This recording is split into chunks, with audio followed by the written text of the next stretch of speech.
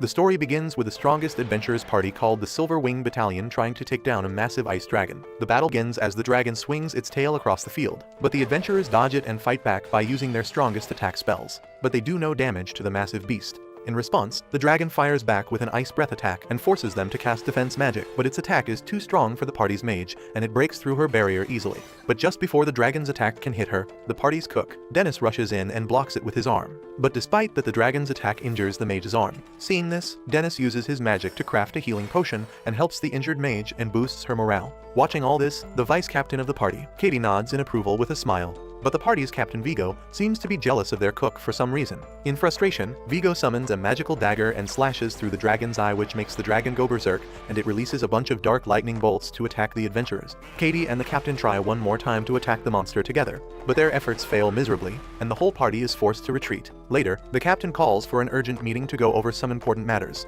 Though the vice captain's seat seems to be empty, Dennis breaks the silence by asking why they were called in. And that's when the captain speaks up, blaming him for their recent failure. He says they could have won if Dennis hadn't stepped in and scared the dragon off with his dread voice skill. Dennis protests against him, making it clear that Vigo was the one who ordered him to do it. But Vigo outright refuses it and claims that he would never make a rookie decision like that. Dennis recalls that their goal was to collect the rare drops from the dragon. But once it went into rage mode, that was no longer possible. With the team stuck in a dangerous spot, it was Vigo who told him to use the intimidation skill called the Dread Voice. They might have failed the quest, but thanks to that move, everyone made it out alive. At the time, Dennis respected Vigo for making such a bold call, but now it feels like the captain is just using that moment to put all the blame on him.